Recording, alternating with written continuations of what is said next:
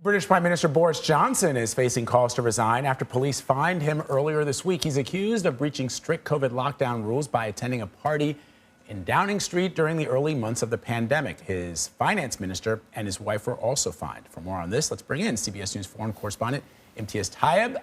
Imtiaz, we've been talking about this story pretty much ever since it happened.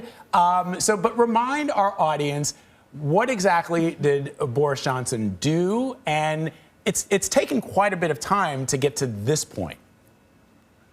Hey, Vlad, Nikki, good to talk to you. Yeah, you're absolutely right. And Vlad, we have been talking about this scandal for months now. It's known as Partygate. And in short, following these fines, or this fine that the Prime Minister has now paid, the Prime Minister has broken the law. That's the long and short of it. The British Prime Minister, sitting British Prime Minister, for the first time in this country's history, has broken the law. Now, some could argue, well, it was a small fine, but it really just underscores what we're looking at here in the UK, where you have lawmakers who are now lawbreakers, and they broke the law in the very place that they wrote these laws, which is 10 Downing Street.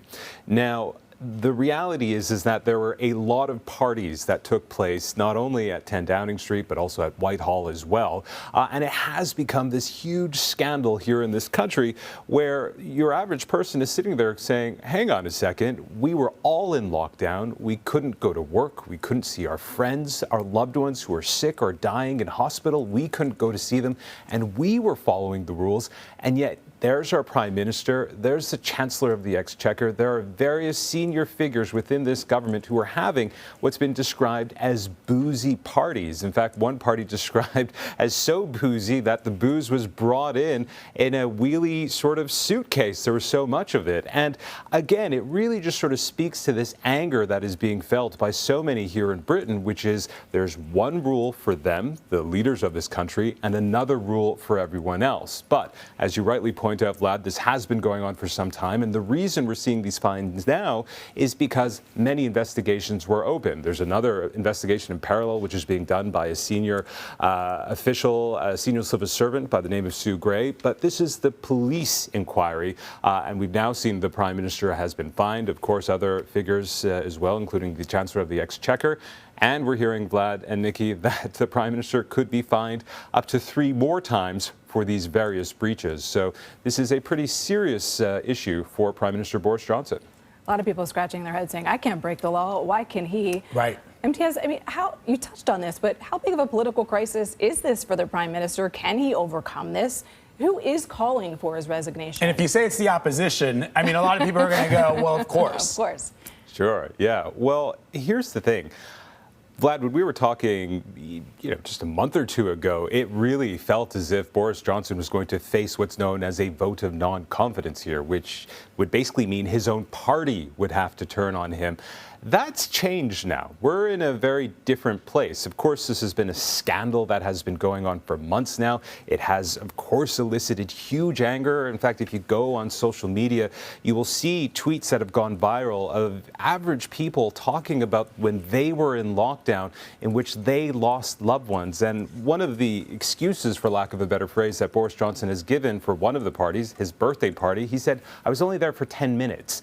And you have people who go online and say, if only I had 10 minutes with my loved ones before they died. If only I had 10 minutes to spend with my mother or my brother or whoever else that they weren't able to be with because of these lockdown measures. But again, we are in a very different place. Of course, there's a war in Ukraine happening. We have rising inflation. People have come out of the pandemic, and although there's still really high rates of COVID here in the UK, people are really trying to move on with their lives. But I think there's a few things happening here. We're also in a holiday weekend. It's Easter weekend, and Parliament isn't open right now, and it will be reopening next week, and maybe the temperature will change. But at the moment, many believe that Boris Johnson will weather this, and he himself has said that he is not going to step down. But, as you guys rightly point out, it is the opposition who are furious about this and has said that the Prime Minister must step down. But Boris Johnson standing firm, saying that he won't, although he is saying he's very sorry about attending these many, many parties. Yeah, I feel like we live in a world now where politicians push back and things that would have sunk careers 10 years ago, perhaps, whether it's here in the United States, in Britain, in France, and a lot of countries, does not seem to sink careers. People are able to weather the storm. Right. What is the message that it sends to citizens in the UK? Yeah, that's that. And I think that oftentimes the politicians say, well, there are enough people that support me that I can sort of weather this. So we'll have to see how that all breaks down. But Imtiaz, you were just in Ukraine. So was Prime Minister Johnson, who recently visited Kyiv. He walked the city streets with President Zelensky. Has the war in Ukraine taken the public's attention away from Partygate? Absolutely. And Prime Minister Johnson, I mean, look, are politics cynical? Probably. In saying that, the crisis in Ukraine is a very serious crisis. Britain, of course, is part of NATO. It is it was part of Europe as well, obviously, geographically speaking, although it's not part of the European Union. And so the crisis in Ukraine has been a very sort of potent tool for Prime Minister Johnson to really sort of focus attention on that, as, we saw him, as you rightly point out, in Kyiv. And Britain has been very helpful to the Ukrainian leadership when it comes to military support. But I think the reality is that when we look at this scandal of Partygate and we look at just the hurt that it's caused, and that's really what this is about, right? Has this hurt public sentiment? Britain really sort of likes to look back at itself as a country that keeps calm and carries on. It's a country that comes together in times of crises, like it did in the Great War.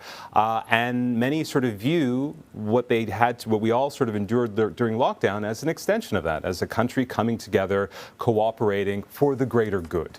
And yet here you have not only the Prime Minister, but you have so many senior figures within the government, essentially the people who wrote these laws, breaking them and are now being fined by the police.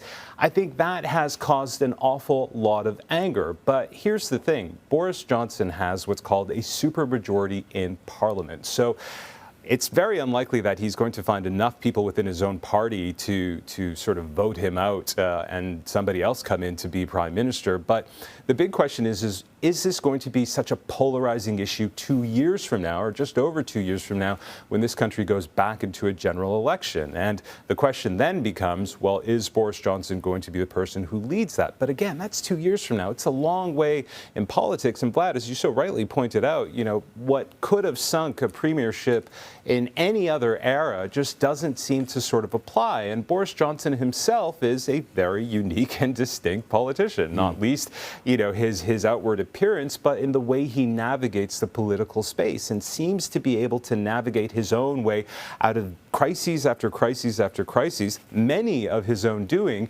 in a way that other politicians simply don't. And, others are also saying that the opposition here not strong enough in terms of coming up with a coherent message against all the things that we've been seeing here. But there's another thing that's happening, as we mentioned earlier, in parallel to all of this. It's another investigation by a senior civil servant called Sue Gray.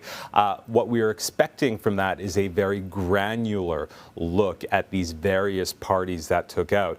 And the view here is that when that report comes out, married with all of these fines that are now being issued, these laws effectively that have been broken by Boris Johnson, his wife, the Chancellor, and other figures in the government, that potentially could be the death blow of this Prime Minister. But as we've seen, Boris Johnson again and again really managing to scrape through and carry on.